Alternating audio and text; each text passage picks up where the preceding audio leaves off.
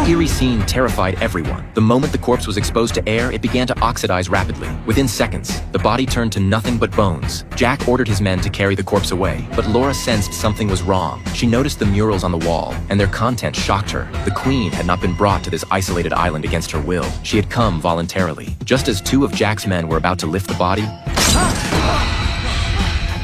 it suddenly sat up. Everyone jumped in fright. Jack, however, burst into laughter, realizing the corpse was activated by a mechanism. But at that moment, the man who had touched the body noticed something terribly wrong. His arm was rapidly decaying, spreading at a visible rate. The horrifying sight sent chills down everyone's spines. Laura finally understood everything. The queen had been a virus carrier. To protect others, she had chosen to isolate herself on this island. But the infected man was in agonizing pain. He grabbed his weapon and opened fire wildly. Jack swiftly shot him dead. Everyone witnessed the virus's terrifying power. Yet despite this, Jack still insisted on taking the queen's remains, even if it meant the deaths of thousands. He didn't care. Jack then used forceps to pick up a small tissue sample and sealed it in a plastic bag. To stop him, Laura and her father Mark sprang into action. Mark quickly grabbed a gun from the ground and shot Jack in the thigh. Meanwhile, the henchmen chased after Laura. Jack and Mark were locked in a standoff inside the tomb. As they exchanged fire, the man who had just died suddenly came back to life and lunged at Mark. Jack seized the moment and fled the tomb.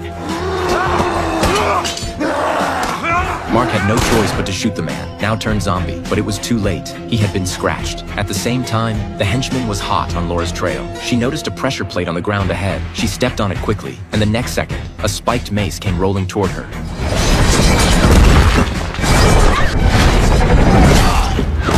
When she returned to find her father, Laura discovered he had already been infected. Mark urged his daughter to stop Jack. He kissed her goodbye one last time. As Laura walked away, her eyes filled with unwavering resolve, no longer holding a trace of fear.